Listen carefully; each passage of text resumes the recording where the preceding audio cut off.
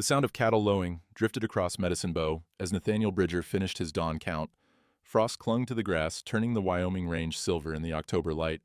He was lifting the coffee pot when the barn door slammed open. Iris Calloway staggered out, a 50-pound feed sack clutched to her chest. Her feet caught on the threshold. The sack split open. Grain spilled across the dirt like water. Nate dropped the pot and ran. She was on her hands and knees when he reached her, trying to scoop the feed back with shaking fingers. Her sleeve had torn. Yellow-green bruises laddered up her arm from wrist to shoulder, old ones, weeks healed but unmistakable. "Ma'am." She scrambled backward, whimpering. Blood trickled from her split lip. "Don't." Her eyes rolled white. "He'll find them, the papers." Her bent wedding ring caught the sunrise as she collapsed. Nate stood frozen, the cattle forgotten behind him. Nate carried her inside. She weighed nothing in his arms, light as kindling. The kitchen daybed still held the quilt his mother had sewn 30 years back. He laid Iris down gentle, her head on the flat pillow. From the trunk beneath the window he pulled his old medical kit.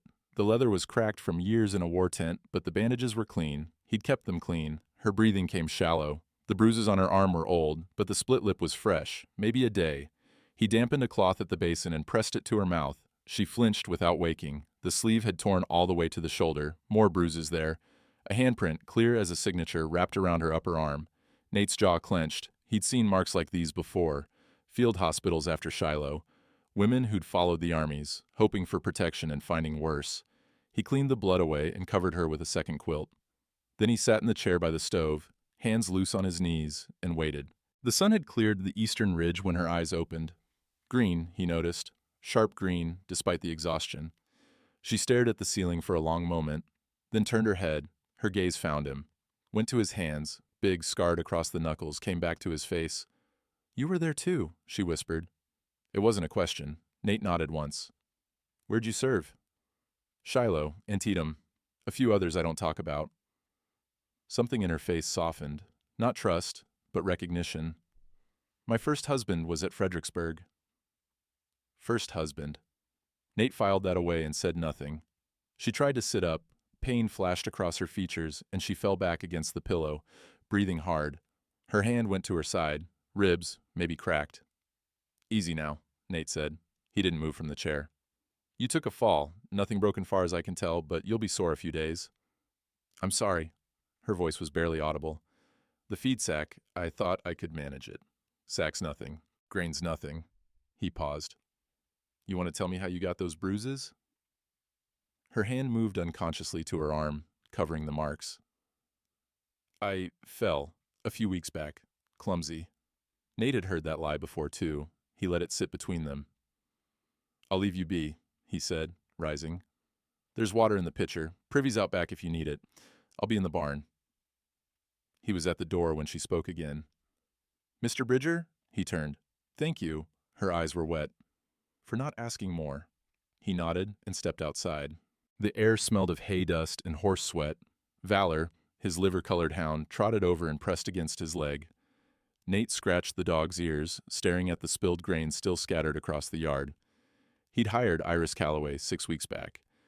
Garrett Calloway, her late husband's brother, had brought her to the ranch, said she needed work, and Nate needed a cook. The arrangement had suited them both. She kept house, made decent meals, and asked for nothing but a bed and $20 a month. She'd been quiet from the start, jumped at loud noises, kept her sleeves long even in the September heat. Nate had figured her for a widow with troubles, and he'd respected her privacy. Now he wasn't so sure the troubles had stayed in the past. He scooped the grain back into the sack, one handful at a time. The work gave his hands something to do while his mind turned over what he'd seen. Those bruises were deliberate, made by someone strong, made by someone who wanted to hurt. The barn door creaked behind him. Iris stood in the threshold, wrapped in the quilt, barefoot on the cold ground. Her hair had come loose from its pins, dark as river water in the morning light. "You should be resting," Nate said. I wanted to." She swayed. He caught her before she fell, his hands careful on her shoulders. "Inside," he said firmly. "Now." He guided her back to the daybed. This time she didn't argue, just let him settle the quilt around her. Her bare feet were ice cold. He pulled a second pair of wool socks from the trunk and knelt to put them on her. She stared at him while he worked, something like wonder in her face. "Why are you helping me?" Nate finished with the socks and stood. "You work here. That makes you my responsibility." "That's all?" He looked at her then, really looked. At the exhaustion carved into her face, the way she held herself like something that might break. At the bent silver ring on her finger, the band twisted out of true. "No, ma'am," he said quietly. "That ain't all." He left breakfast on the table. Cold biscuits, butter, yesterday's coffee reheated. When he came back an hour later, the plate was empty and Iris was asleep again, her breathing finally even. Nate sat on the porch and watched the sun climb. Valor lay at his feet. Trouble was coming. He could feel it the way he'd felt storms rolling in across the Kansas plains. The question was whether it would pass over or settle in to stay. By noon, he had his answer. Hoofbeats echoed from the road, a single rider moving fast. Garrett Calloway rode into the yard like he owned it. He was a lean man, all angles and sharp edges, with their dead brother's eyes, but none of James's kindness. He dismounted without waiting for invitation and tied his horse to the rail. Bridger. He touched his hat brim, the gesture empty of respect. Nate stood. Valor's hackles rose, a low growl building in the dog's throat. Nate put a hand on the hound's head. "Calloway. Came to check on my sister-in-law." Garrett's gaze swept the porch, the windows. "She been keeping up with her duties?" "She cooks, she cleans, earns her wage." "Good, good." Garrett pulled a cigarette from his pocket and lit it. The sulfur smell of the match carried on the wind. "See, I worry about Iris. Woman alone, no family close by. Gets ideas sometimes." "Ideas?" "About leaving." Garrett exhaled smoke through his nose. "About running off without settling her debts." Nate crossed his arms. "What debts would those be?" "The land, James's 160 acres down by the creek, belonged to our father first, then passed to James when the old man died. Now James is gone, and by rights that land comes to me, the only living Calloway son." "Widow's claim," Nate said flatly. "Territorial law is clear on that." Garrett smiled. It didn't reach his eyes. "Law's only clear when the marriage was legal to begin with." The air seemed to still. Even the cattle had gone quiet. "What are you saying?" "I'm saying Iris has a complicated past." Garrett flicked ash onto the ground. "See, before she married my brother, she was married to another man, fellow named Crawford down in Missouri. Left him in the night back in 1871. No divorce, no nothing, just vanished." Nate's hands tightened on the porch rail. "She's a widow." "Of which husband?" Garrett's smile widened. "James died legal and proper, I'll grant you that. But was she ever legal and proper James's wife? Or was she still married to Crawford when she stood up in that church?" "If Crawford's dead," big if, mighty big if, considering Iris can't prove it. Garrett ground the cigarette under his boot heel. "See, there was a cabin fire last spring, right after James died. Burned everything, papers, Bible, all of it. Real convenient for a woman trying to hide her past." The screen door opened. Iris stood there, pale as winter, clutching the doorframe. The quilt had slipped from her shoulders. She wore only the thin dress she'd had on that morning, and she was shaking. "Garrett," her voice barely carried. "Please." "Morning, sister." Garrett's tone turned honey-sweet. "Looking poorly. You been resting like I told you?" "I've been working." "Course you have. Good honest work, that's what James would have wanted." He pulled a folded paper from his coat. "Brought you something. Adverse possession claim. Filed it with the Territorial Land Office yesterday." Iris's face went gray. "You can't." "Can and did. Law says if a widow can't prove her claim within 60 days, the land reverts to next of kin. That's me." He held up the paper. "Clock started 2 weeks ago. You got 46 days left to show me a marriage certificate, a death certificate for Crawford, or proof you lived on that land continuous for 3 years. The fire? Shame about that." Garrett's eyes were cold. "Real shame." Nate stepped off the porch. He was taller than Garrett by half a foot, broader by twice. "You're done here." "Am I?" Garrett didn't back up, but his hand drifted toward his belt. "This is family business, Bridger, between me and my brother's maybe widow. Doesn't concern you." "She works for me. That makes it my concern." "For now." Garrett folded the paper and tucked it back in his coat. "But in 46 days, when that land claim fails, Iris won't have much choice but to come back where she belongs.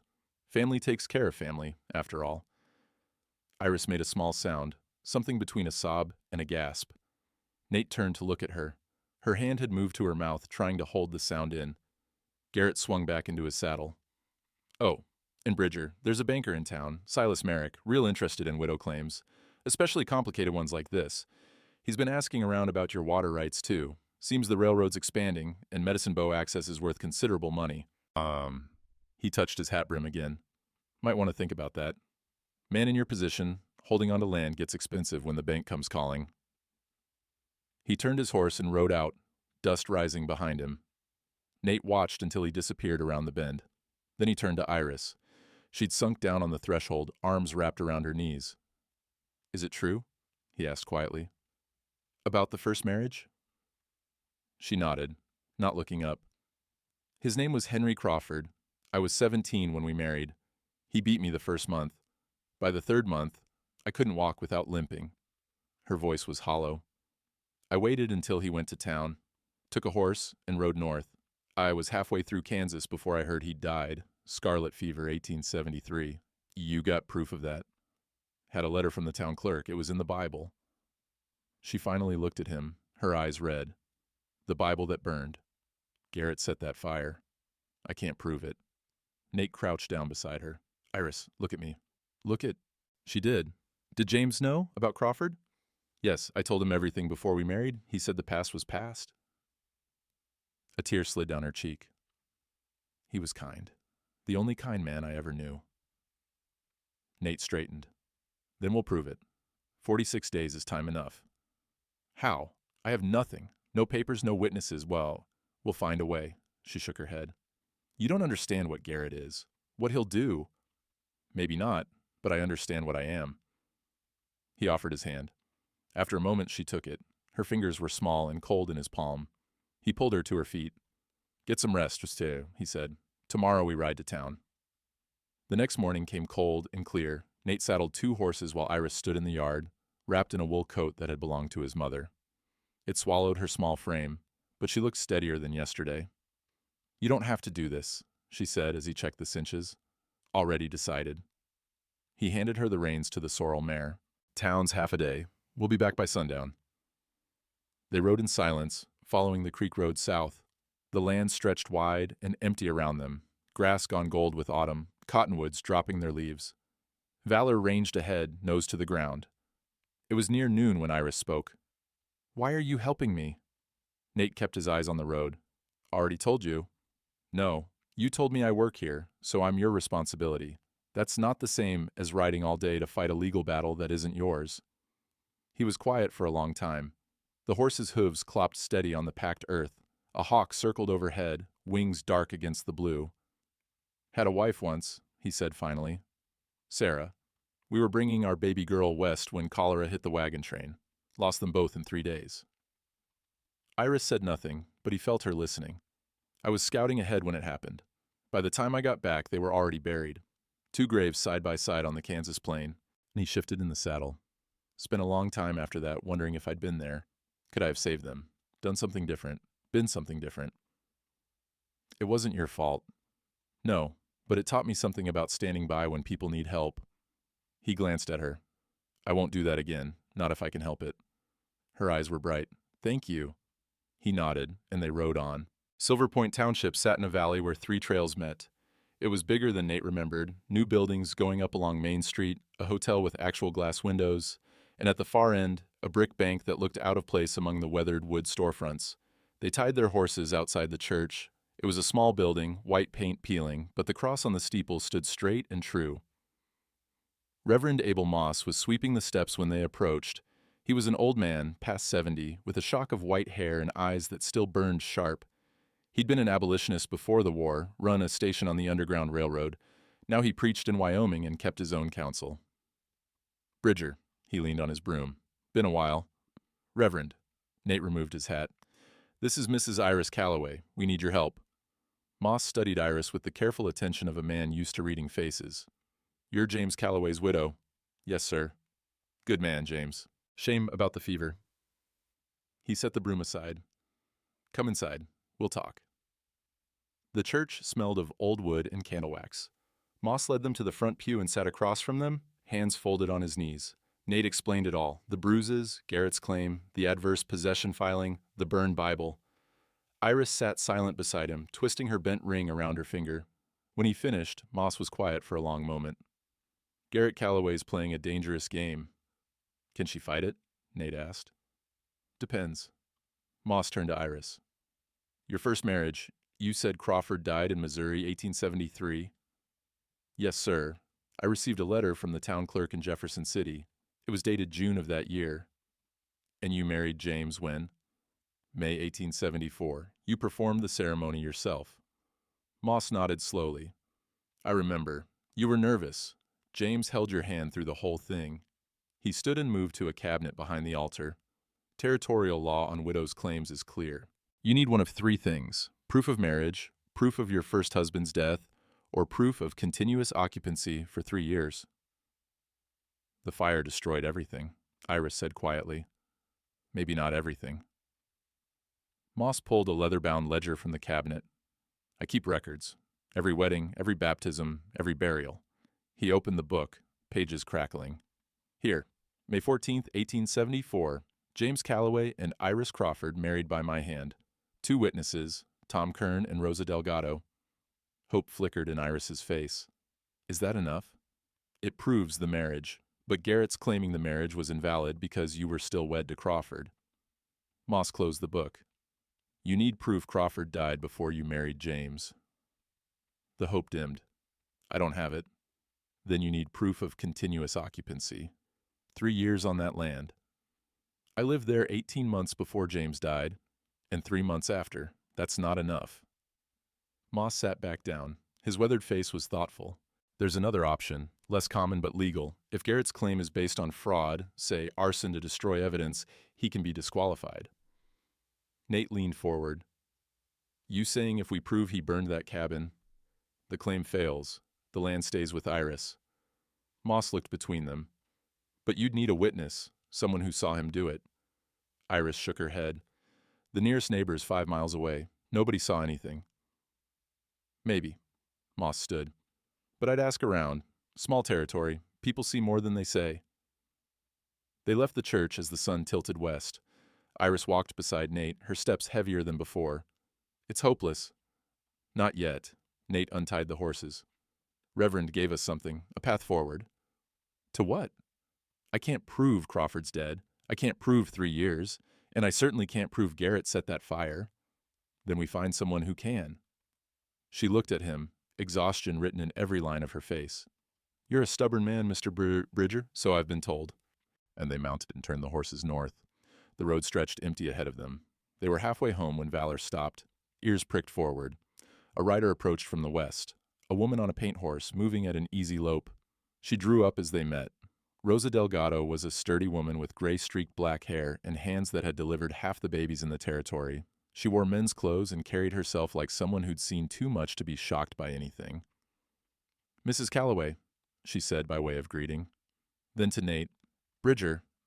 Rosa. Nate touched his hat. Rosa's dark eyes moved over Iris, cataloging. You look poorly, child. When's the last time you ate something that stayed down? Iris blinked. This morning. Rosa urged her horse alongside the sorrel. I'm riding your way. We'll talk. They rode 3 abreast, Rosa asking questions in her low, matter-of-fact voice. How Iris was sleeping, whether her ribs still ached, if she'd been dizzy. Iris answered haltingly at first, then with more ease. There was something in Rosa's manner that invited honesty. When they reached the ranch, Rosa dismounted and followed Iris inside without asking permission. Nate stayed on the porch, giving them privacy. 20 minutes later, Rosa emerged. She stood beside him, looking out over the darkening range. She's been hurt, Rosa said quietly. More than once. Old breaks in the ribs, older bruises fading. That limp isn't from a fall. I know. Garrett? Can't prove it, but yes. Rosa was silent. Then, there's something you should know about the night that cabin burned. Nate turned to face her. You were there? No, but I know someone who was. She met his eyes. Tom Kern. He was shoeing horses for the Hendersons that evening. Their place is just over the ridge from the Calloway cabin. He saw smoke. Rode over to help. And he saw Garrett Calloway riding away just as the flames took hold. Rosa's voice was flat. He didn't help put out the fire. He watched it burn and rode off. Why didn't Tom say something?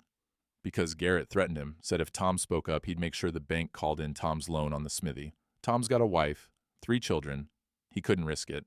She paused. But maybe now, with Iris's claim at stake, he might.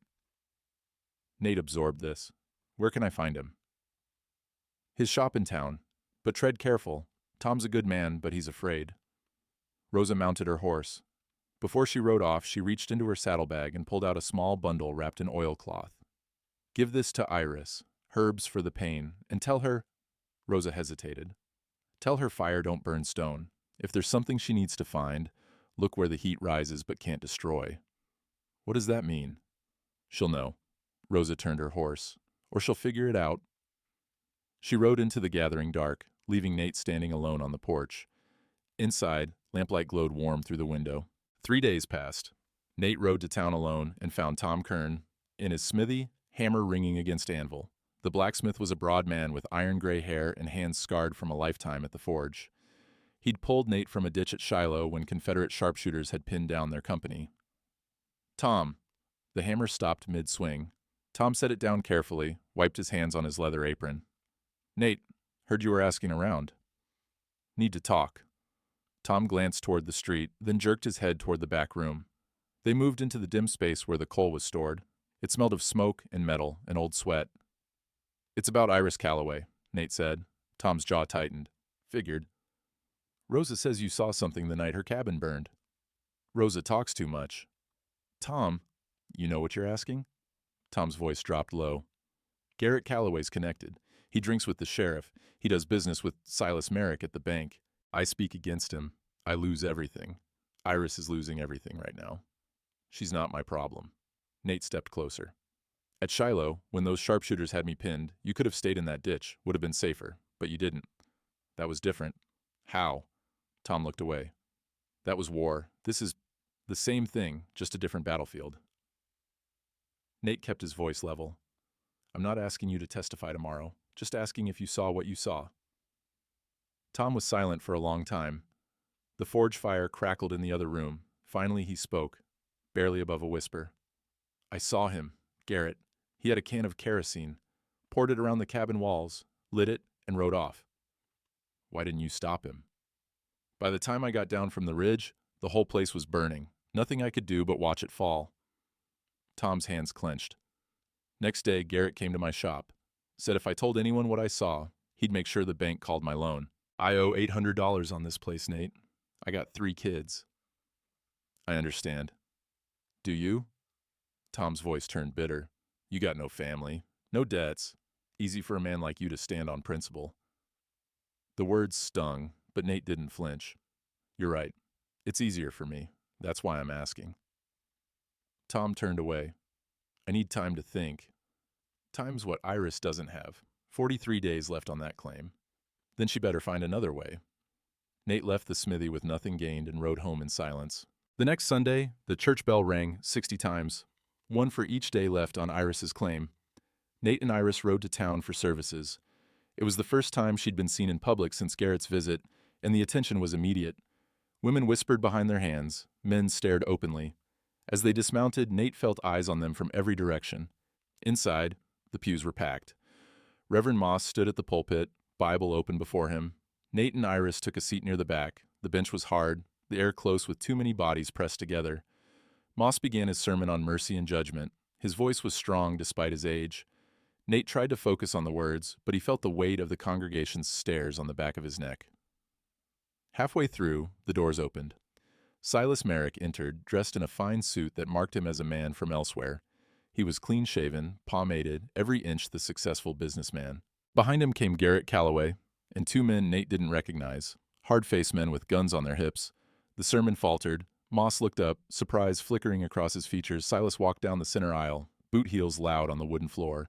He stopped 3 rows from the front and turned to face the congregation. Forgive the interruption, Reverend, he said, his voice smooth as oiled leather. But there's a matter of public interest that needs addressing. Moss closed his Bible slowly. Mr. Merrick, this is a house of worship. And I mean no disrespect, but this concerns the spiritual health of our community. Silas's gaze swept the room.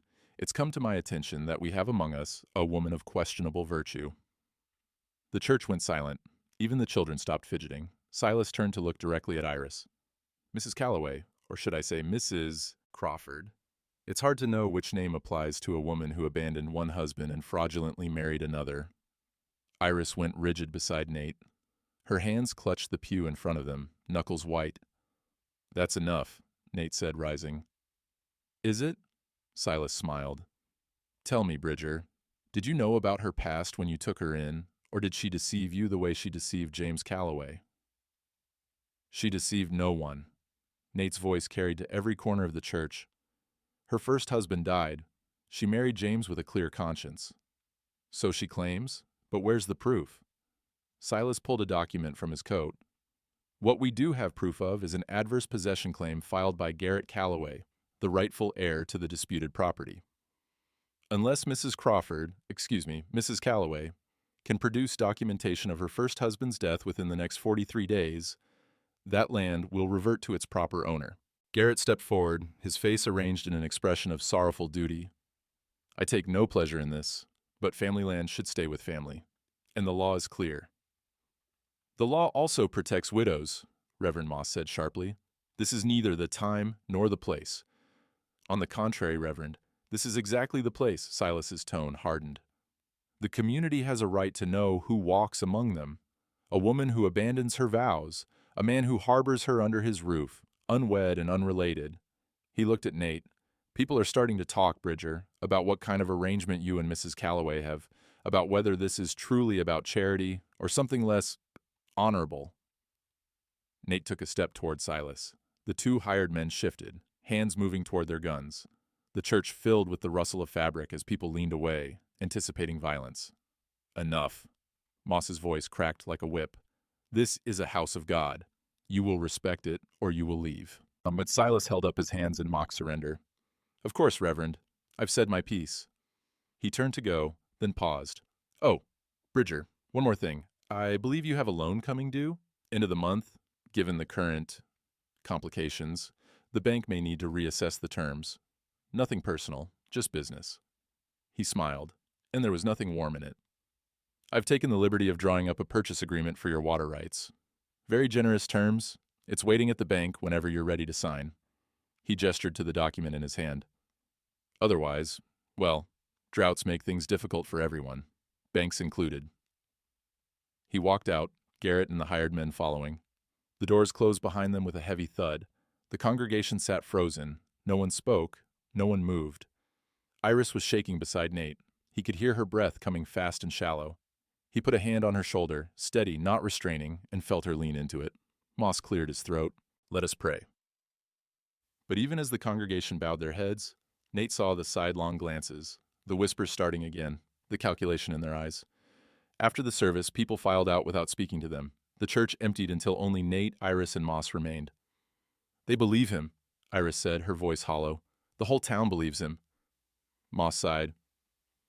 Silas Merrick is a persuasive man, and people fear losing their bank credit more than they fear injustice.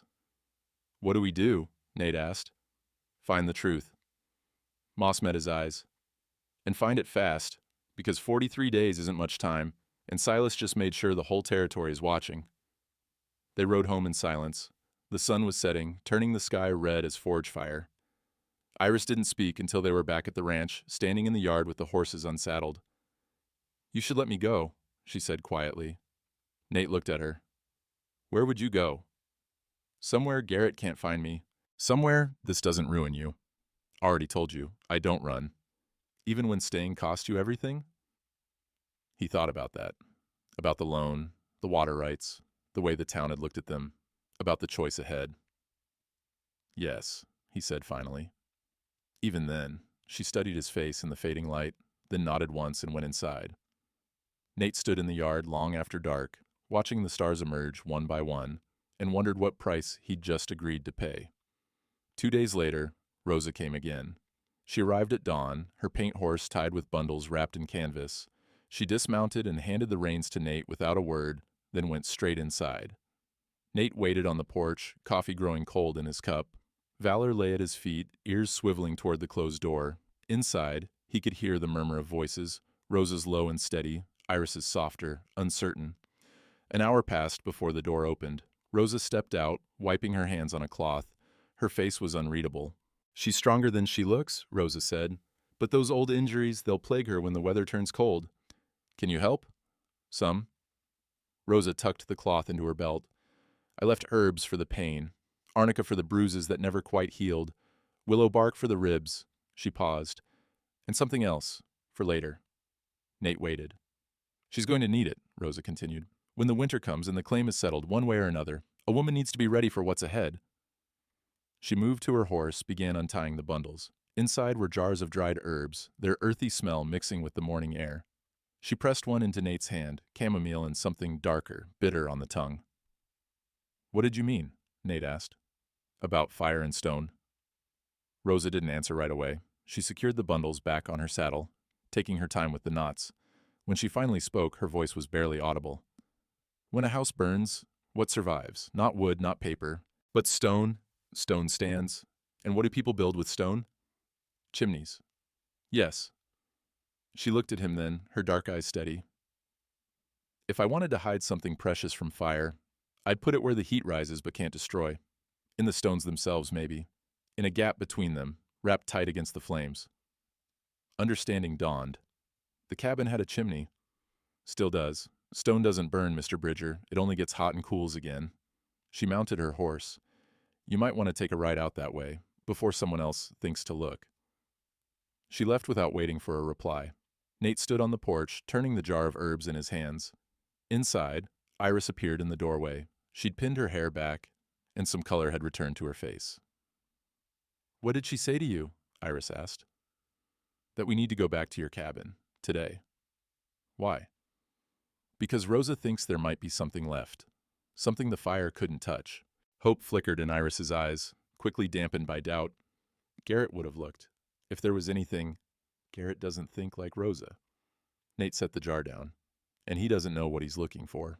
They rode out before noon, following the creek road east. Tom Kern was waiting at the fork, mounted on a sturdy bay. He didn't speak when they approached, just fell in beside them. "Thought you needed time to think," Nate said. Tom kept his eyes on the road. "My wife heard what happened at church, what Silas said about you and Mrs. Calloway."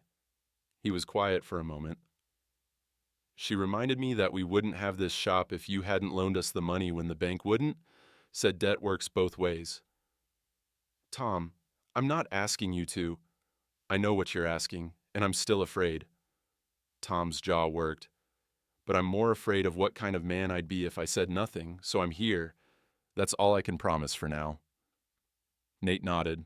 It was enough. They rode 3 abreast, the horses' hooves steady on the packed earth. The land stretched empty around them, grass bending in the wind. Overhead, clouds gathered thick and gray, the first real weather of autumn. The Calloway cabin sat in a hollow by the creek, surrounded by cottonwoods gone bare. What remained was mostly ash and charred timber, but the stone chimney stood tall, blackened, but intact. Weeds had grown up through the ruins, reclaiming what the fire had left behind. Iris dismounted slowly, staring at the wreckage. "I haven't been back since—" "You don't have to do this," Nate said. "Yes, I do." They walked through the ash together, boots crunching on brittle wood. The smell of old smoke still lingered, mixed with damp earth and decay. Tom circled the perimeter, examining the ground. "Here," he said, crouching near the south wall. "You can still see where the kerosene was poured. Burns different from wood fire, hotter, faster. Leaves a residue." Nate knelt beside him. The earth was darker there, stained. He touched it, felt the oily texture even after months of rain. "That's your proof," Tom said quietly, "that this wasn't an accident." But proof of arson wasn't what they'd come for. Nate stood and moved to the chimney. It rose 12 feet high. The stones fitted tight despite the heat they'd endured. He ran his hands over the surface, feeling for gaps, for anything that might serve as a hiding place. Iris joined him. Together they worked from the bottom up, fingers searching every crevice. The stones were rough under their hands, still smelling faintly of smoke. It was Iris who found it. 6 feet up, on the east side where the morning sun would have warmed the stones, a gap between 2 rocks. She reached in, her fingers disappearing into the darkness. "There's something." She pulled out a bundle wrapped in oilcloth, tied with twine. The fabric was scorched at the edges but intact. Her hands shook as she unwrapped it. Inside was a Bible. The leather cover was charred black, the edges of the pages brittle as autumn leaves, but the center pages had survived. Iris opened it carefully, and there, pressed between the books of Ruth and Samuel, were two documents. The first was a marriage certificate. James Calloway and Iris Crawford, dated May 14, 1874. Reverend Abel Moss's signature clear at the bottom. The second was a letter on official paper, the seal of Jefferson City, Missouri, visible despite the smoke damage. It certified the death of Henry Crawford, deceased June 1873, of scarlet fever. Iris stared at the papers, tears streaming down her face. They survived, both of them. Nate took the Bible carefully, wrapping it back in the oilcloth. Rosa was right. Stone doesn't burn. Tom stood at a distance, watching. That's your proof, all of it. Legal marriage, legal death, legal widowhood. Will it be enough? Iris asked. It'll have to be. Nate tucked the bundle into his saddlebag. We take this to the land office, file it with the territorial clerk, make it official before Garrett knows what we found. They mounted and rode back toward town, the gray clouds finally breaking into rain. It fell cold and steady, washing the ash from their hands, turning the road to mud beneath the horses' hooves. Behind them, the chimney stood alone in the ruins, its work finally done. They rode straight to Tom's smithy instead of the land office. The rain had turned heavy, drumming on the roof of the forge building. Inside, the air was thick with coal smoke and the ringing warmth of banked fires. Tom cleared space on his workbench, pushing aside hammers and tongs. Let me see it again. Iris unwrapped the Bible carefully. In the firelight, the charred edges looked even more fragile. Tom studied the documents without touching them, his scarred hands hovering over the pages. These need protecting before you file them, he said. Paper this damaged won't survive much handling. He moved to a cabinet and pulled out 2 sheets of thin glass. Use these for welding masks. They'll keep the documents flat, stop them from crumbling. He worked with surprising delicacy, sandwiching each paper between glass, then wrapping the edges with thin copper wire. When he finished, the documents were sealed but visible. Every word, every signature, every official seal clear through the glass. That'll hold, Tom said. Now get them filed before Garrett hears you've been out to the cabin. He'll know soon enough, Nate said. This is a small town, which is why you need to move fast. Tom wiped his hands on his apron. Land office closes at 4. You've got an hour. They left the smithy and crossed the muddy street to the territorial building, a low structure of adobe and timber, government seal hanging crooked above the door. Inside, a clerk sat at a desk covered in papers, his spectacles sliding down his thin nose. Help you? He didn't look up. Need to file documents regarding a land claim, Nate said. Calloway Homestead, disputed possession. The clerk's head snapped up. His eyes went to Iris, then back to Nate. That claim's under review. Mr. Calloway filed adverse possession 2 weeks ago. Mrs. Calloway is filing proof of legal widowhood. Nate set the glass wrap-out documents on the desk. Marriage certificate and death certificate of her prior husband as required by territorial statute. The clerk pushed his spectacles up, leaning forward to examine the papers. His lips moved silently as he read. After a long moment, he sat back. These are damaged. Fire damage. But the text is legible. Signatures are clear. Nate kept his voice level. That's Reverend Moss's signature on the marriage certificate. You can verify it with him directly. And the death certificate is from Jefferson City, Missouri. Official seal and clerk's signature both visible. Iris spoke for the first time, her voice steady despite the tension in her shoulders. My first husband died in June of 1873. I married James Calloway 11 months later. Everything was legal and proper. The clerk studied her face, then looked back at the documents. I'll need to record these in the register. It'll take time. Proper documentation requires. How much time? Nate asked. 2, maybe 3 days to process, then it goes before the territorial judge for review. The adverse possession claim expires in 40 days. I'm aware. The clerk pulled out a ledger, dipped his pen in ink. But procedure is procedure, Mr. Bridger. Can't rush the law. The door opened behind them. Nate turned. Silas Merrick stood in the threshold, rain dripping from his coat. Behind him, Garrett Calloway's silhouette filled the doorway. They must have been watching the smithy, waiting. Gentlemen, Silas said smoothly. What a coincidence. No coincidence, Garrett said. His eyes locked on the documents spread across the clerk's desk. What's this? None of your concern, Iris said. Garrett stepped forward. Water pooled where his boots struck the floor. Anything regarding my family's land is my concern, He looked at the clerk. What are they filing? The clerk hesitated. That's between Mrs. Calloway and the territorial office. I have a right to know. Garrett's voice hardened. I'm the claimant on record. Silas moved to the desk, his eyes scanning the documents through the glass. His expression shifted, surprise, then calculation. A Bible. How convenient. Found in the chimney of the burned cabin, Nate said. Stone doesn't burn, Mr. Merrick. Neither do the truths hidden inside it. Hidden, Silas smiled. Interesting word choice. One might wonder why these documents were hidden at all, rather than kept in a safe place, unless, of course, they weren't there until recently. What are you implying? Iris's voice shook with anger. I'm implying nothing. Merely observing that charred paper is easy to forge. A few pages burned in a stove. Some official-looking seals added afterward. He spread his hands. It wouldn't be difficult for someone desperate. That's a lie, Tom said from the doorway. All heads turned. He stepped inside, rain-soaked, his face set. I was there when they found it, watched Mrs. Calloway pull it from the chimney stones myself. Garrett's eyes narrowed. You were at my family's property? What's left of it? The part you burned. Tom's voice was quiet but carried. I saw you do it, Garrett. Saw you pour kerosene around the walls. Saw you light it and ride off while it burned. The room went silent except for the rain drumming on the roof. That's a serious accusation, that's the way, Silas said carefully. It's the truth. Tom met Garrett's stare. I kept quiet because you threatened my family, but I'm done being quiet. Garrett's face had gone white, then red. You're lying. You weren't anywhere near. I was shoeing horses for the Hendersons. Their place sits on the ridge overlooking your brother's cabin. I had a clear view. Tom pulled a piece of paper from his coat. I wrote it all down.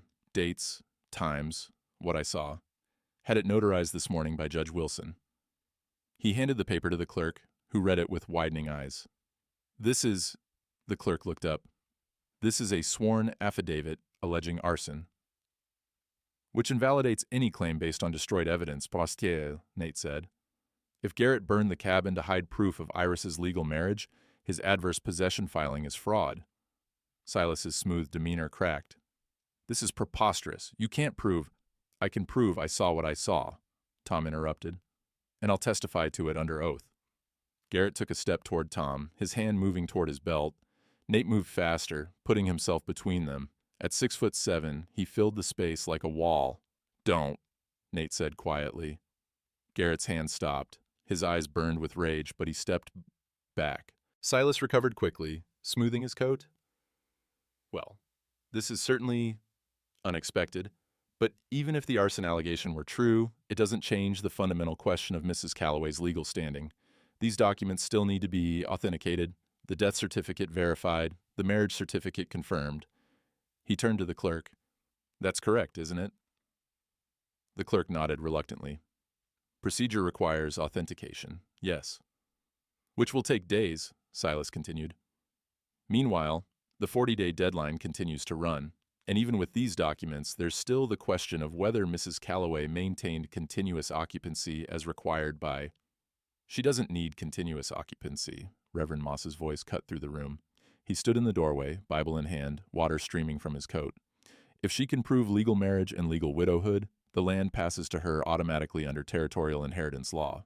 Continuous occupancy is only required when documentation is absent. Reverend, Silas said tightly, this is a legal matter, and I'm providing legal clarity. Moss stepped forward. I performed the marriage. My signature is on that certificate. I'll testify to its authenticity before any judge you care to name. The clerk was writing furiously in his ledger. If the marriage and death certificates are authenticated and the arson allegation is substantiated, then the adverse possession claim is void, Moss finished. The land remains with the widow, as the law intends. Garrett's hands clenched into fists. This isn't over. Yes, Iris said quietly. It is. She stepped forward, pulling something from her pocket. Her bent wedding ring, the silver twisted out of true. She set it on the desk beside the glass-wrapped documents. That's what your brother gave me, she said to Garrett.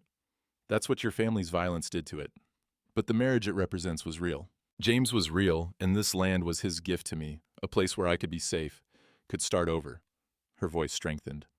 You don't get to take that away because you're angry your brother chose kindness over cruelty. Garrett stared at the bent ring, something flickering across his face. Shame, perhaps, or simply rage at being beaten. Silas took his arm. Come, we'll discuss this with the judge directly. They left, the door slamming behind them. The rain poured harder, turning the street outside to rivers of mud. The clerk finished his notations and looked up. I'll file these documents today. Given the affidavit and Reverend Moss's testimony, I expect the judge will rule quickly. He paused. Mrs. Calloway, I believe your claim will be upheld. Iris's legs gave out. Nate caught her, lowering her gently into a chair. She was shaking, not from fear this time, but from relief so profound it had stolen her strength. Tom gripped Nate's shoulder. We did it. You did it, Nate corrected. You spoke up when it counted. Tom's scarred face softened. Shiloh debts paid then. Paid twice over. They stepped outside into the rain. It was cold and clean, washing away the smoke and fear and lies. That night, Nate sat alone on his porch while Iris slept inside. The rain had stopped, leaving the air sharp and cold. Stars emerged between the clouds, hard and bright. Valor lay at his feet, occasionally lifting his head to check the darkness. Tom's testimony had changed everything. The land claim would hold. Iris would keep her home. Justice, for once, had teeth. But Nate couldn't shake the weight in his chest. He'd told Tom the debt was paid. That wasn't entirely true. Tom had a wife, 3 children, and a smithy he'd built with his own hands. By testifying against Garrett, he'd made an enemy of Silas Merrick, and Silas controlled the bank. Nate had seen the look in Silas's eyes when they left the land office. Cold calculation. The man didn't forget slights, and he'd just been publicly humiliated. Tom's loan would come due. Probably early, probably with terms Tom couldn't meet, and it was Nate's fault for asking him to speak. The door opened behind him. Iris stepped out, wrapped in a blanket, bare feet silent on the wood. She sat beside him without asking, pulling the blanket tight against the cold. Can't sleep? She asked. Thinking. About Tom. He glanced at her. How'd you know? Because I've been thinking about him too. She was quiet for a moment. He risked everything for us, for me. He did what was right. And now Silas will punish him for it. Her voice was flat. That's how men like Silas work. They can't let defiance go unanswered. Nate had no argument against the truth. They sat in silence, watching the stars wheel slowly overhead. There has to be something we can do, Iris said finally. Like what? I can't pay Tom's loan. I've got my own coming due in 3 weeks. The water rights contract. Silas said the terms were generous. The terms are a trap. Nate's voice hardened. Sign over the water, and every rancher downstream goes dry. Silas consolidates the land for the railroad, and Medicine Bow becomes private property. I won't do that. Even if it saves Tom. Even then. He turned to look at her. You know what happens when good men start compromising with bad ones? The bad ones win every time. Iris pulled the blanket tighter. So Tom loses his smithy. His family loses their home. And we sit here feeling righteous about not compromising. The words hit harder than she'd intended. Nate felt them like a blow to the chest. That's not fair, he said quietly. No, it's not. Her eyes were wet. None of this is fair, but Tom spoke up because you asked him to, because he trusted you, and now... I know. They fell silent again. An owl called from the cottonwoods, lonely and distant. At Antietam, Nate said finally, there was a captain. Edwards. He ordered us to fire on a farmhouse, said there were rebel snipers inside. Iris listened without speaking. But I'd scouted that farmhouse earlier, knew it was just civilians, women, kids, old men, no weapons. His hands tightened on the porch rail. I refused the order. Edwards tried to do it himself. We fought. His pistol discharged. Bullet took him in the chest. You killed him. I stopped him. The killing was just what happened after. Nate stared into the darkness.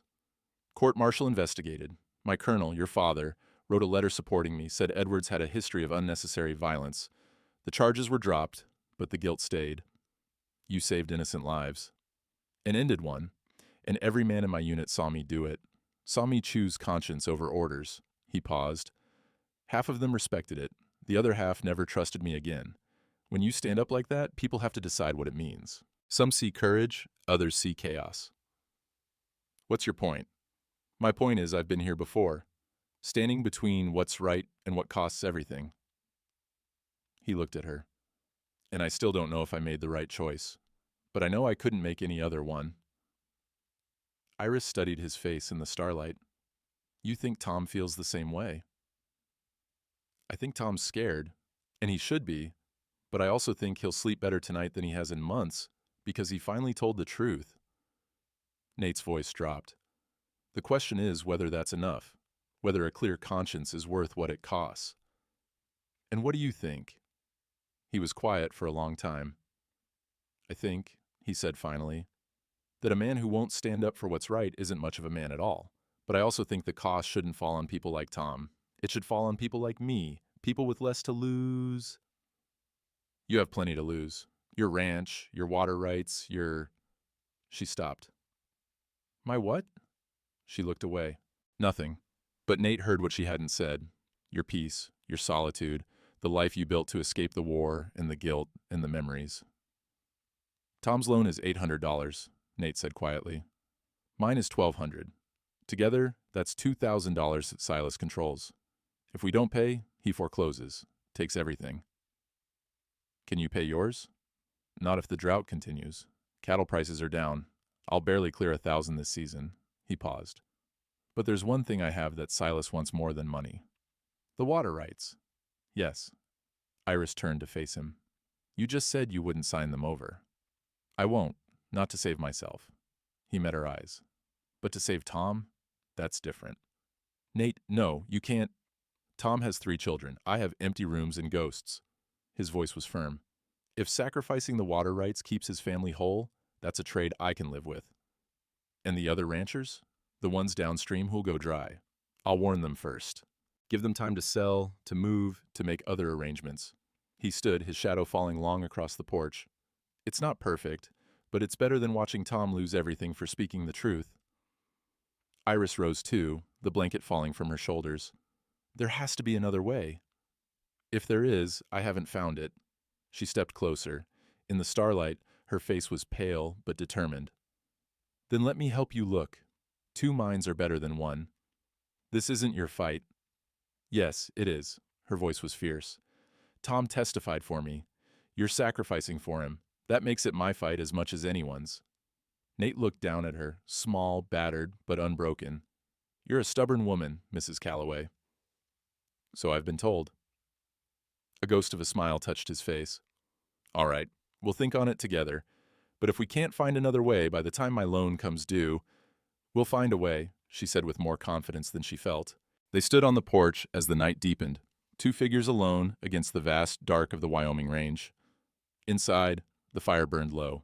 Outside, the temperature dropped toward freezing. Winter was coming, and with it, choices that couldn't be unmade. The next morning, Tom arrived before dawn. He rode fast, his horse lathered despite the cold. Nate met him in the yard, already dressed. What happened? Tom dismounted, breathing hard. Bank messenger came last night, after midnight. Woke the whole house. And? Loans being called. Full payment due in 10 days. Tom's face was gray. $800 or they take the smithy. Iris appeared in the doorway, wrapped in her coat. 10 days? That's not legal. The terms were... Terms can be changed at the bank's discretion. It's in the contract. Tom's voice was hollow. Silas is making his move. Nate's jaw set. I'll talk to him. Won't do any good. I already tried. Tom pulled a paper from his coat. He gave me this. Said it's a one-time offer. Nate unfolded it. The document was simple, brutal in its clarity. Tom could keep his smithy if he recanted his testimony, claimed he'd been mistaken about what he saw the night of the fire, apologized publicly for the false accusation. In other words, if he called himself a liar, and let Garrett go free.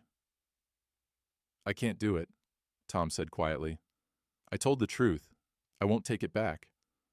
Then we fight, Nate said. With what? I don't have $800. Don't have anything Silas wants. Tom's shoulders slumped. It's over. Iris stepped forward. No, it's not. Both men turned to look at her. What if, she said slowly, we give Silas something he wants more than Tom's smithy? Like what?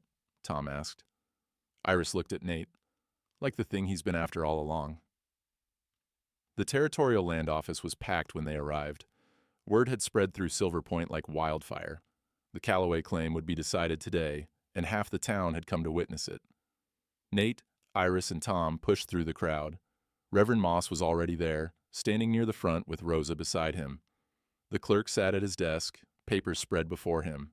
And at the far side of the room, Silas Merrick and Garrett Calloway stood with their hired lawyer, a thin man from the territorial capital with cold eyes and a leather satchel full of documents. Judge Horace Wilson presided from behind a makeshift bench.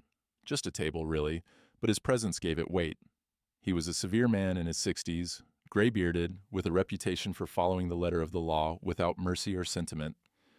This hearing, Wilson began, his voice carrying over the murmuring crowd, concerns the disputed ownership of 160 acres known as the Calloway Homestead.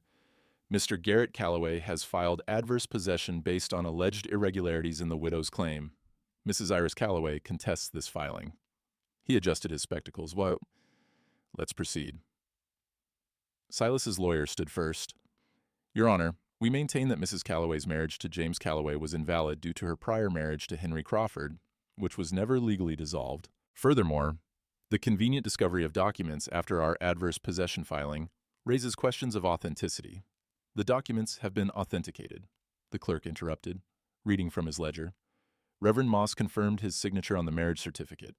The death certificate from Jefferson City has been verified by telegram with the Missouri Clerk's office. Both documents are legitimate. The lawyer's jaw tightened. Even so, the suspicious nature of their discovery, hidden in a chimney, conveniently found only after. They were hidden because my client feared for her safety, Tom said, stepping forward. And the cabin where they were hidden was burned deliberately to destroy evidence. Wilson's gaze sharpened. You have proof of this arson? I witnessed it, Your Honor. Tom's voice was steady despite the sweat on his brow. I saw Garrett Calloway pour kerosene around the cabin walls and set it ablaze. I've given a sworn affidavit to that effect. The crowd erupted in whispers. Garrett's face went red, but Silas put a hand on his arm, keeping him silent. A convenient accusation, the lawyer said smoothly, from a man who stands to benefit from Mrs. Calloway's success. Mr. Kern has financial troubles, does he not? Troubles that might motivate him to— My financial troubles, Tom said loudly, come from speaking the truth against men with power. That doesn't make the truth less true. Wilson raised his hand for silence. The affidavit is entered into record. If Mr. Calloway wishes to dispute it, he may file a formal response. He looked at the clerk. Are there any other documents relevant to this claim? One more, Your Honor. Nate stepped forward. From his coat, he pulled a small bundle wrapped in cloth. He unwrapped it carefully, revealing Iris's bent wedding ring alongside a second ring. Straight, newly forged, the silver bright and unblemished. This is the ring James Calloway gave to his wife, Nate said, holding up the bent one. It was damaged during abuse she suffered before their marriage. Tom Kern reforged it 3 days ago at his smithy, made it straight again the way it should have been. He set both rings on the judge's table. These rings represent the same marriage, the same vow, one bent by violence, one restored by justice. The marriage was real, Your Honor, legal and true, and this land belongs to the widow who survived it. The room had gone completely silent. Even Silas seemed momentarily speechless. Wilson picked up the bent ring, turning it in the light. He studied the twisted metal, then looked at Iris. You were married to James Calloway in good faith? Yes, Your Honor. Iris's voice was clear.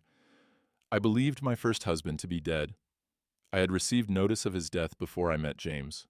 I married him legally, loved him truly, and stayed with him until fever took him.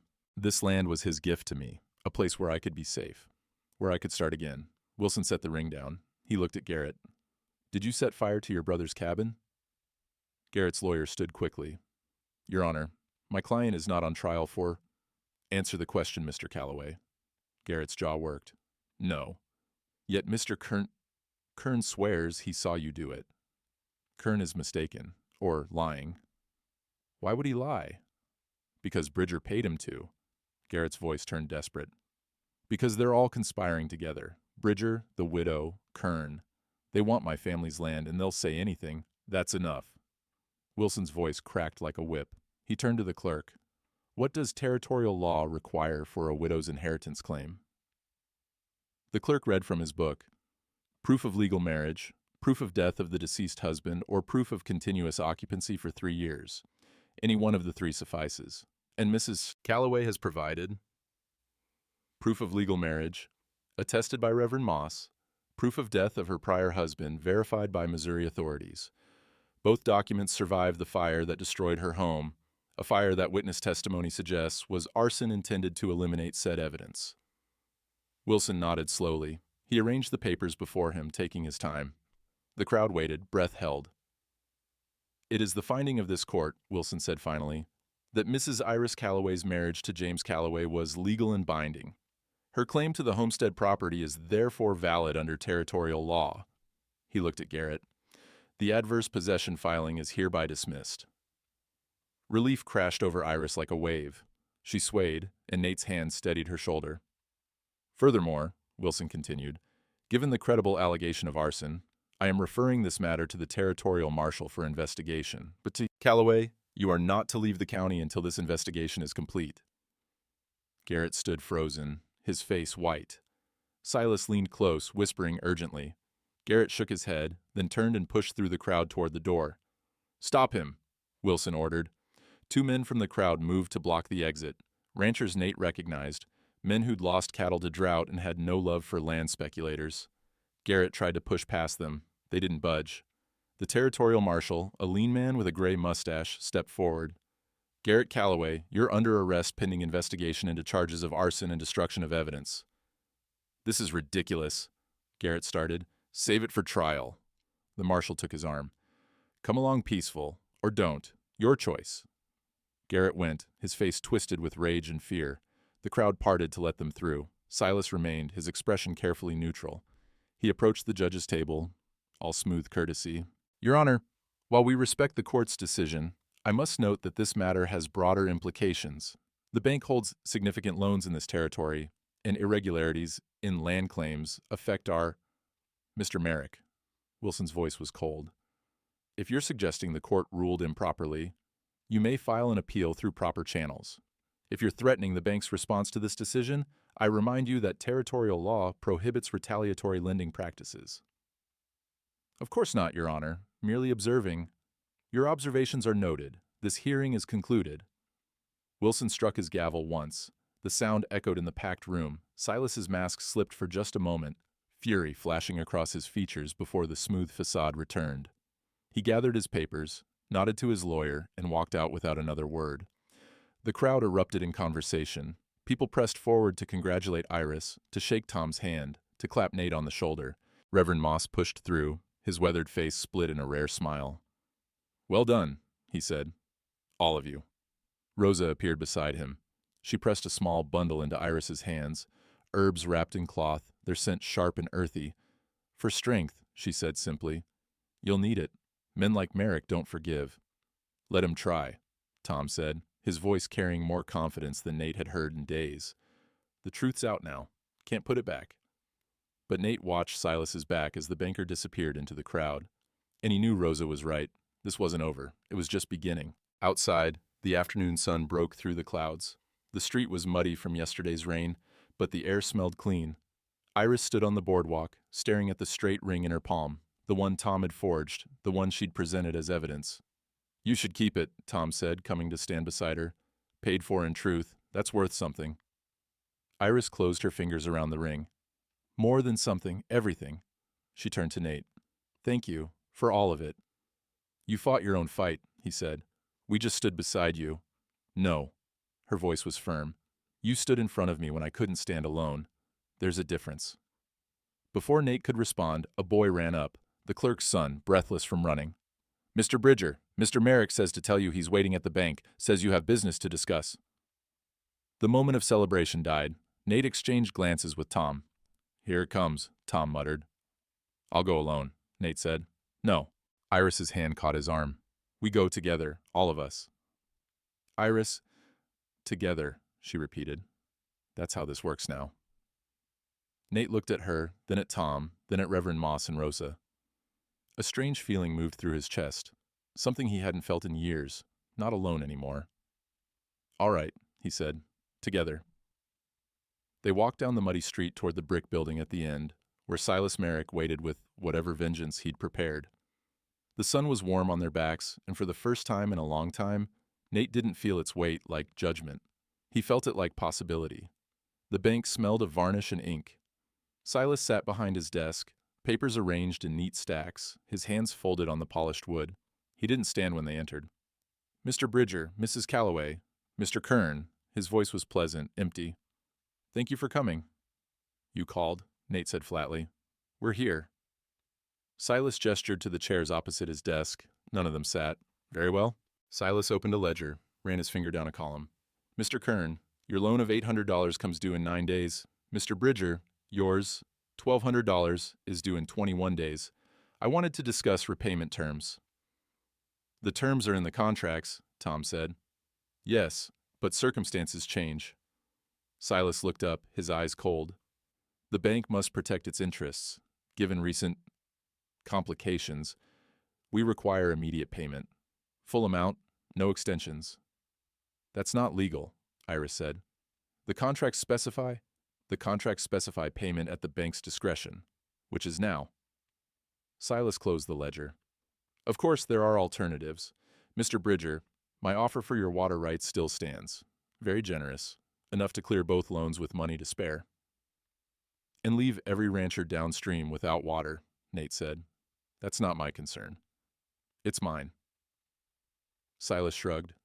"Then you'll lose your ranch, and Mr. Kern will lose his smithy, because neither of you can pay, and the bank will foreclose." He paused. "Unless you'd like to reconsider." The silence stretched. Outside, a wagon rattled past. Someone called to their horse. Normal sounds from a world that suddenly felt very far away. "There is one other option," Reverend Moss said from the doorway. They all turned. Moss stepped inside, followed by a dozen people. Ranchers, merchants, the doctor, Martha from the general store. They filled the small lobby, crowding in until the bank felt too small to hold them. "What is this?" Silas demanded. "Community," Moss said simply. He pulled a leather pouch from his coat and set it on the desk. It landed with the heavy clink of coin. $300, collected this morning from folks who believe in standing by their neighbors. Martha stepped forward, adding her own pouch. 200 more, from the Women's Church Committee. One by one, others came forward. $50 from the doctor. 75 from old Henderson, who'd lost 2 sons in the war. $20 from the widow Bailey, who could barely spare it. 40 from the saloon keeper. 30 from the livery owner. The money piled on Silas's desk.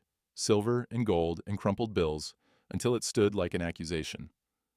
$1,500, Moss counted aloud. Enough to pay both loans in full. Silas stared at the money, his face unreadable.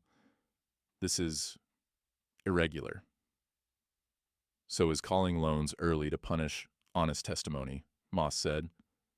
"We heard what happened at the land office. Heard how you tried to steal a widow's property.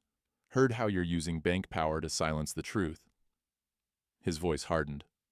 "This town may be small, Mr. Merrick, but we know right from wrong, and we don't abandon our own. These loans are between the bank and these loans are paid." Moss pushed the money forward. "Count it, record it, mark the ledgers clear." Silas's jaw worked. For a long moment, Nate thought he might refuse, might push the money away and foreclose anyway, just out of spite. But Silas was too smart for that. He'd lost today, lost at the land office, lost here. Pushing further would only turn the entire town against the bank, and that was a fight even he couldn't win. Very well. Silas pulled the ledgers toward him, began counting the money with stiff, precise movements. "The loans will be marked satisfied." He looked up at Nate. "But this doesn't end here, Bridger. You've made an enemy today." "Had one already," Nate said. "You just made it clear." Silas's smile was thin and cold. "Yes, I suppose I did." He finished the count, made notations in his ledgers, and handed receipts to Nate and Tom. "Your business is concluded. Good day." They left the bank together, stepping into afternoon sunshine that felt warmer than it should in October. The crowd dispersed slowly, people touching Iris's shoulder as they passed, nodding to Tom, clasping Nate's hand. "Thank you," Iris said to Moss, her voice breaking. "All of you. I don't know how to—" "No thanks needed," Moss said. "This is what community means. We carry each other when the load gets heavy." He smiled. "Besides, Most of us remember when Nate loaned money to help build the new church roof. Seems only fair to return the favor. Tom wiped his eyes roughly. I'll pay it back. Every cent, I swear it. Pay it forward, old Henderson said, leaning on his cane. Help the next person who needs it. That's how we keep this place worth living in. They drifted away, back to their shops and ranches and lives. Eventually, only Nate, Iris, Tom, Rosa, and Moss remained. Silas meant what he said, Rosa observed, about this not being over. I know, Nate said, but he lost today. That's enough for now. Iris looked at the straight ring still in her palm. Then, slowly, she slid it onto her finger. It fit perfectly, whole and true, the way things should be. I'm going out to the homestead tomorrow, she said, to see what can be salvaged. Maybe start rebuilding. Need help? Tom asked. Always. I'll come too, Nate said, if you'll have me. Iris looked at him, really looked, the way she had that first morning when she'd recognized the war in his eyes. Yes, she said quietly. I'll have you. They walked back up the muddy street together, past the general store and the smithy and the church with its crooked cross. The sun was lowering, painting everything gold. Winter was still coming. Silas was still out there, plotting. The ranch still needed work, and the drought hadn't broken. But today, they'd won. Today, the truth had been enough. And sometimes Nate thought that had to be sufficient. The small victories, the moments when the right thing happened despite the cost. He'd spent years trying to earn his way back from Antietam, trying to prove he wasn't the man who'd killed his captain in that cornfield. Maybe he'd never stop trying. Maybe the guilt would never fully leave. But today, he'd stood for something worth standing for. And people had stood with him. That was something. That was enough. The evening star appeared in the west, bright against the darkening blue. They walked toward it, toward home, together. 3 weeks later, the first real snow came to Medicine Bow. Nate stood on his porch at dawn, watching it fall silent and steady, covering the range in white. The cattle were settled in the winter pasture. The hay was stacked high in the barn. The loan receipt hung framed beside his father's homestead patent, 2 pieces of paper that meant more than the wood and nails around them. Smoke rose from the chimney. Inside, coffee was brewing. He could smell it through the door, that and something else. Bread, maybe. Iris had been baking since before sunrise. She came out to stand beside him, wrapped in his mother's old coat. Her breath misted in the cold air. The straight ring caught the pale morning light. Beautiful, she said, watching the snow. Yes. They'd ridden out to the Calloway homestead twice in the past weeks. The chimney still stood, blackened but solid.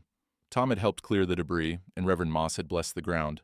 They'd planted winter onions in what had been the garden, small green shoots pushing through before the freeze came. In spring, they'd rebuild. Not the same cabin, but something new, something that belonged to her, built by her choices.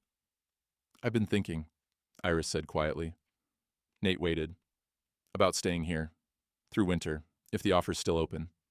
It is. I'd pay rent. I have a little saved now, and no rent. Nate's voice was firm. You work, you eat, you have a roof, that's the arrangement. She smiled, something warm breaking through her careful composure. You're a stubborn man, Mr. Bridger? Bridger? So I've been told. The snow fell heavier now, muffling sound, turning the world to silence. In the distance, a coyote called. Not lonely this time, but answered. Another voice joining, then another, until the pack sang together in the white dawn. Tom's teaching me metalwork, Iris said. Says I have steady hands for it. Good trade to know. Rosa's teaching me about herbs, how to tend the sick. Also good. She was quiet for a moment. I'm learning who I can be, without fear, without someone telling me who I should be. Nate looked down at her, small but no longer fragile. Bent but made straight again, stronger at the seams. And who's that? He asked. Don't know yet. She met his eyes. But I'm going to find out. Inside, the coffee boiled over. She laughed and went to tend it. Through the window, he watched her move through the kitchen, pouring coffee, slicing bread, setting 2 plates on the table. 2 plates, 2 cups, 2 chairs no longer empty. The homestead patent on the wall caught the lamplight. His father had claimed this land 40 years ago with nothing but a wagon and stubborn hope, had built something from nothing, had left it to his son to tend. Nate had thought for years that tending meant keeping it exactly as it was, preserved, unchanged, a monument to what had been lost. But maybe tending meant letting it grow, letting new things take root, letting the bent places be made straight again. The snow covered the scars in the earth where Iris had collapsed that October morning, covered the road where Garrett had ridden with his threats, covered the path to town where they'd walked together to fight for truth. By spring, the snow would melt, the grass would return, the land would remember, but it would also renew. That was the way of things out here. You survived winter, you planted in spring, you tended what grew, and when the weight got heavy, you let your neighbors help carry it. Nate went inside. Iris handed him coffee in a tin cup, the metal warm against his palms. They sat at the table, not across from each other, but at the corner, close enough to talk without raising their voices. Outside, the snow kept falling. Inside, the fire burned steady. And for the first time since Sarah died, since the war ended, since he'd built this place as a refuge from ghosts, Nate Bridger felt something he'd thought lost forever. Not happiness exactly, not yet, but the possibility of it, the foundation on which it might be built. One cup of coffee at a time, one morning after another, one small kindness layered over old wounds until they healed into something new. "Thank you," Iris said softly. "For what?" "For seeing me. When I couldn't see myself." Nate set his cup down, the sound gentle in the quiet kitchen.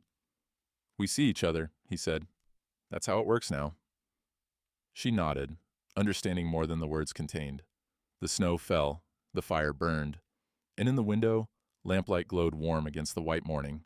A beacon, not of loneliness, but of home.